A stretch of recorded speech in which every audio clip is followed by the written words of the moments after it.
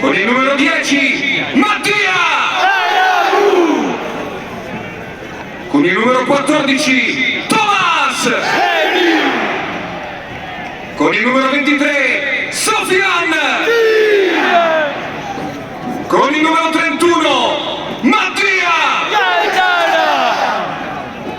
con il numero 32 Pietro, con il numero 33 Domen e con il numero 77 David. Allenatore Paolo.